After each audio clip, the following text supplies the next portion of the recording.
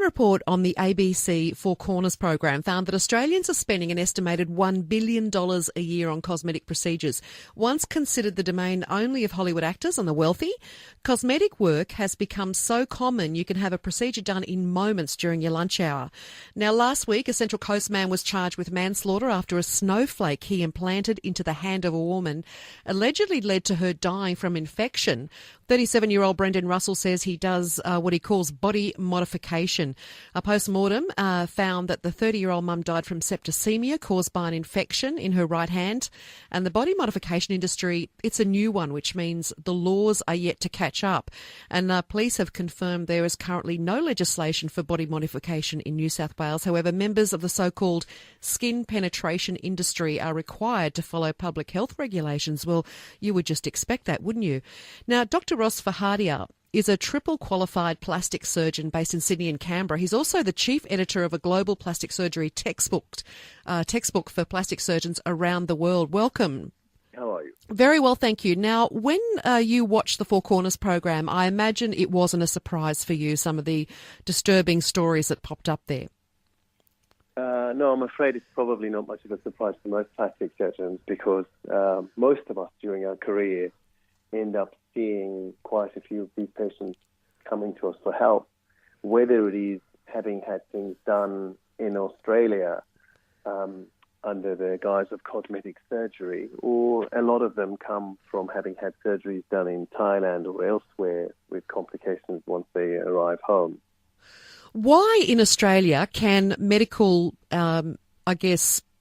graduates call themselves cosmetic surgeons? How has it got to this point where that's even legal? Look, that's an incredibly good question. And the historical perspective on this is that our system of education is based on the English system of education, although we are currently transitioning to this American postgraduate system, which meant at the end of my 7-year degree, I had a Bachelor of Medicine, Bachelor of Surgery with honours. Now, that technically means that I can carry out procedures and technically call myself some form of surgeon. So what happened in particular in relation to this was that plastic surgery is only trained through the Royal Australian College of Surgeons, which is the only body that is recognised internationally as providing a specialist training program. And that normally takes the competitive 8-year post-medical graduation training. On the other hand, cosmetic surgery was not a defined entity, and people who did, weekend courses and things like that decided that this would be a good opportunity for them to make a way in. And they, since then, have set up a cosmetic surgery college, which again is not recognized internationally as that which provides specialist training. We had lots of exams, supervision, seeing lots of reconstructive things as well as aesthetic things before we finished. We had a final year exam. And most surgeons, if they're interested in cosmetic surgery, they do subspecialty fellowships. So I, for example, did a subspecialty fellowship in cosmetic surgery and one in microsurgery, which are my two areas of interest, in London before I returned home. I'm talking to Dr. Ross Fahadia. He's a qualified plastic surgeon, and you're just making the point that there is a major difference between a plastic surgeon and a cosmetic surgeon who may not even be a surgeon at all. Well, they mostly aren't. That they call themselves surgeons, as we discussed its relation to this long-held, legislative flaw. But in terms of having had surgical training, the Royal College of Surgeons in England derived its charter from Henry VIII. So when I sat the exam in England, it was a big deal. It's all this tradition. And the Australian College was set up in the same way. So there's a long tradition of making sure that we go through rigorous training to make sure that the public is protected and patients' welfare and care is always pronounced with the skill set that you take to the patient. So as a plastic surgeon, are you then able to do a lot of the cosmetic surgery that these other so-called cosmetic surgeons do? Yeah, so most of us not only do those, but much more intricate cosmetic surgery. Some plastic surgeons only do cosmetic surgery, so I do a mixture of cosmetic and reconstructive surgery because I think, they complement each other, and if you're a good cosmetic surgeon, then you can do good reconstructive surgery, and if you have a good understanding of reconstructive surgery, then you can do good cosmetic surgery. But, whether it's facelift, breast augmentation, tummy tuck, or even simple fillers, they are best done within the guise of appropriate training. It would be like, letting a plumber do your bypass surgery, really. Yeah, You do that.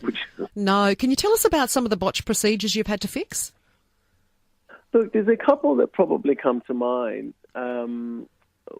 Perhaps the most challenging one was a lady that had fillers injected into her face to give her prominent cheekbones, and then they had become infected. Now, when they become infected, they form a biofilm. So a biofilm surrounds the foreign material, which means no amount of antibiotics can penetrate that wall of infection and abscess. And the facial nerve that supplies the muscles of facial expression runs through that maze.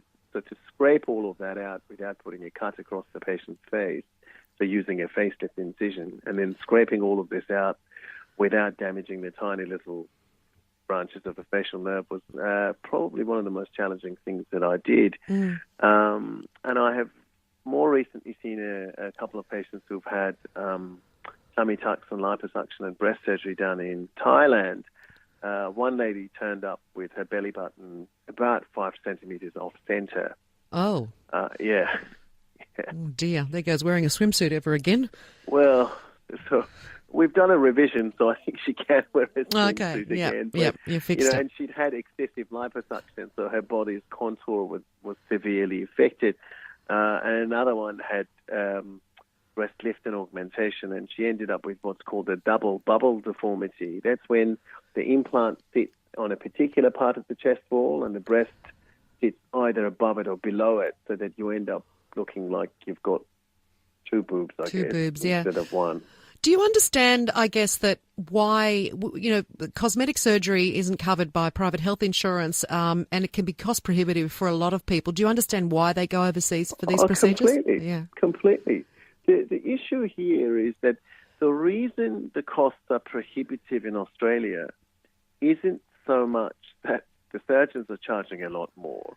That's a very small part of it.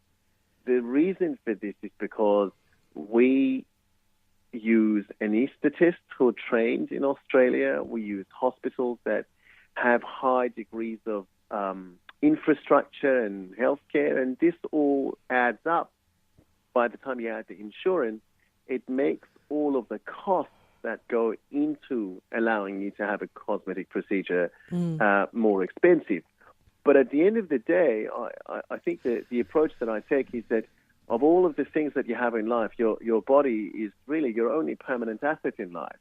And it's not the sort of thing that I think you want to, let an inferior approach or product, or it's not something that you want to cut corners on, I guess. Yeah. Just finally, playing devil's advocate for a minute, the medical profession is always very quick to condemn anything that takes patients away to other non-medical providers. Do you think it's a possible overreaction as a way for doctors to be protecting their financial interests? Look, this has been brought up before, and truthfully speaking, there is really no truth to this. I don't know any plastic surgeon who actually doesn't have so much work to do that they don't know what to do with themselves. And, we're all working very long hours and pretty much every day. The issue of this is that this has been a consistent lack of what we all consider to be in our society, highest levels of care.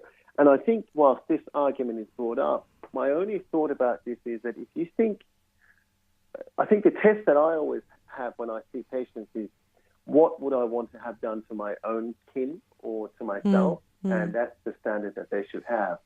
And that's the question, I guess. The question is, if you're happy as an individual for these people to perform procedures on yourself or your family, then you've got your answer. If you think that maybe this is not good enough for you or your family, then that also gives you your answer. Sure. With this case of the lady going blind, it's not common.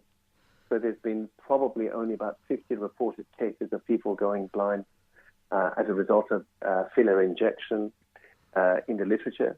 The first reported case of somebody going blind actually dates back about 50 years when they injected particulate hydrocortisone to a scalp that was losing hair. But the reason I use this as an example is because it illustrates the point. Between the occlusion of the central retinal artery, which is what happens when you go blind, and you're actually going blind, there's probably a window of 60 to 90 minutes, which there's no guarantee, but I guess if you're somewhere where there is appropriate training, then it's more likely that you're going to find a way out of it. And that's the whole point of medicine, is to make sure that all safety checks and balances are in place. Dr. Fahadia, thank you so much for your time. It's interesting, and it shouldn't have taken the tragic death of this mum on the Central Coast to highlight this issue, and I appreciate your time. Thank you. Not at all. Thank you very much for having me on.